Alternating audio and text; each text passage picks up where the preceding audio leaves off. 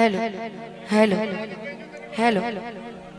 सबसे पहले तो स्थान बड़की नैनी जोर, यहाँ पे जितने भी लोग उपस्थित हैं सबको मैं नोपमा यादव इस मंच के माध्यम से प्रणाम करती हूँ।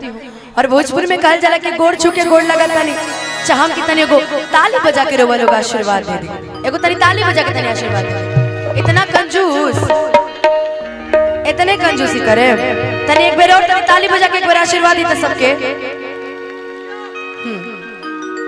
मिली तन मिली ना तो जय सिया राम।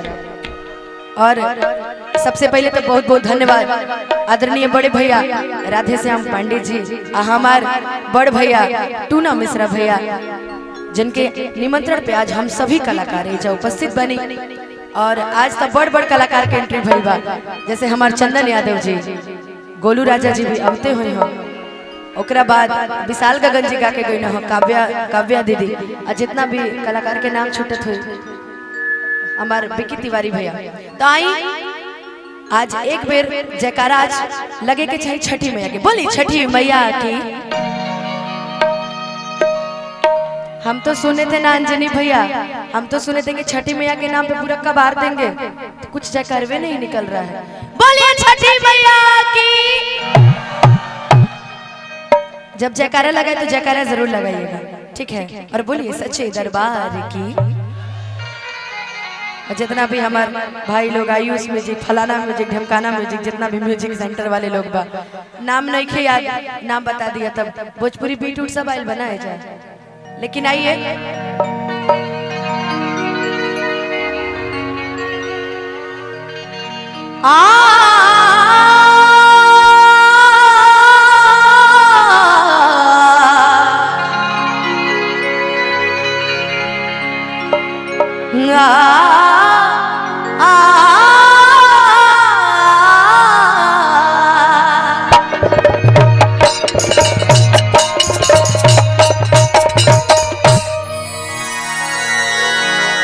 अंजनी चाचा की टीम जे हमरा हमेशा आशीर्वाद देता आइल बा, और हमेशा हमरा के लगता कि आशीर्वाद देते रहे ना भैया हमेशा। सॉरी मिस्टेक हो गया, अंजनी अंकल आप हमेशा ऐसे ही प्यार देते रहिएगा। कि माँ की ज्योति से नूर मिलता है, कि माँ की ज्योति से नूर मिलता है, कि माँ की ज्योति से नूर मिलता है, कि चैन मिलता है, सुरूर मिलता है,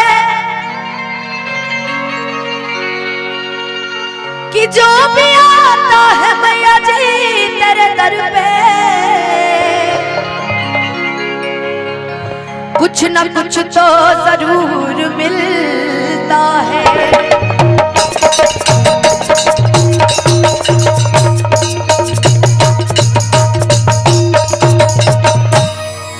और लगातार कार्यक्रम की वजह से अगर कहीं कुछ भूल चूक हो जाए, कोनो गलती हो जाए, तो अपना घर के बेटी, अपना बहन, अपना दोस्त जौन भी समझ के एक बार माफ कर दीजिए। बोलिए छठी मैया की।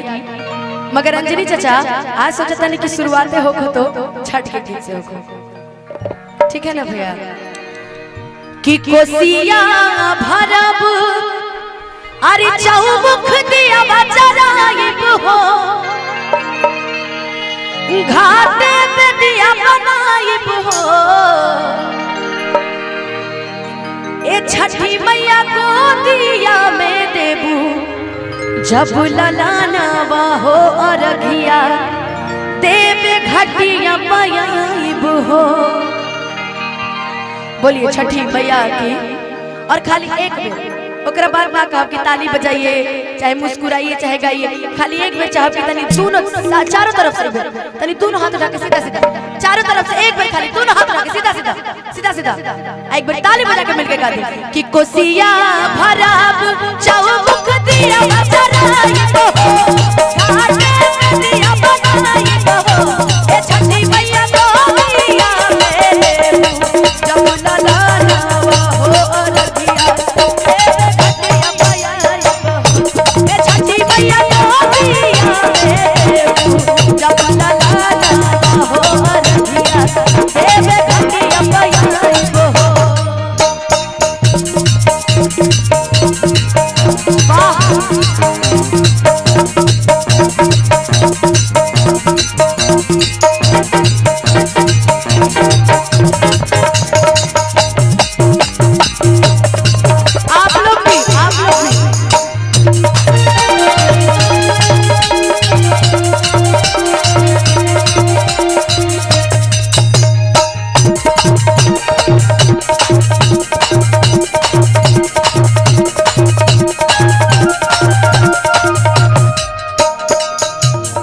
कुबेर यादव जी बागी बलिया उत्तर प्रदेश से, इनकी तरफ से हजारों रुपए का आशीर्वाद।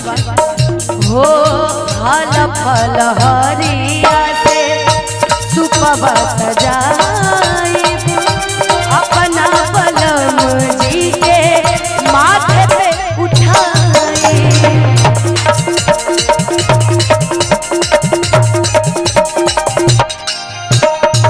अशोक यादव जी मुखिया जयप्रकाश नगर बलिया, इनकी तरफ से भी हजारों रुपए के आशीर्वाद। फल फल हरिया फल फल हरिया फल फल हरिया से सुपवा सजाई अपना बलम जी के माथे पर उठाई। अपना बलम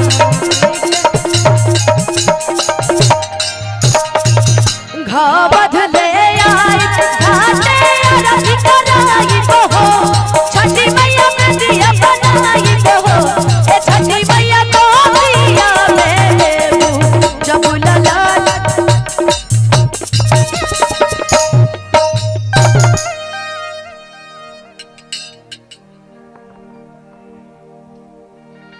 हेलो ए छठी मैया को दिया में देबू जब ललाना बाहो अरघिया देवे। अच्छा ऐसा लोग बैठे लग रहा है सामने आमिर खान की पिक्चर चल रही है, आई सब बैठ के खाली देख रहे कम छम्मू लुकुआ लुकुआ है। बोले छठी मैया की। अभी पुदीना का नाम ले लिया जाए तो सब खुश हो जाएंगे कि हाँ देखो देखो वहां से आवाज आ रही। लेकिन वो सारे गाने आपके सामने रखे जाएंगे जैसा कि टूना भैया का आदेश है। लेकिन अभी 2-3 भजन ऐसे भजन गा लेते हैं, ठीक है। बोलिए सच्चे दरबार की, बोलिए छठी मैया की। एक बार और जरा दोनों हाथ ऊपर उठा के, एक बार और जरा दोनों हाथ ऊपर उठा के देखें किसके किसके हाथ आज साफ है। दोनों हाथ ऊपर उठा के सीधे सीधे दोनों हाथ। ए छठी मैया को दिया में जब ललाना हो रघिया देवे घटिया पैया बहो। ए छठी मैया को दिया में जब ललाना हो रघिया देवे घटिया पैया बहो।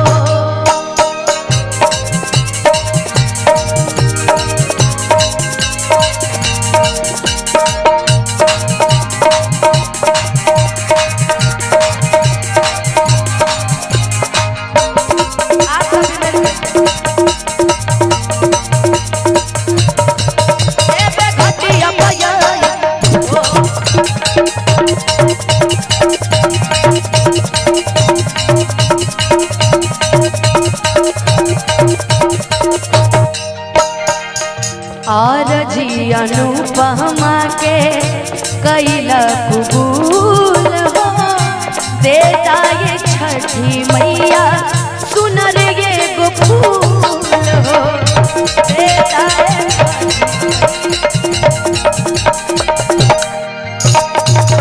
और जी शिवानी के कैला कबूल हो देता ये छठी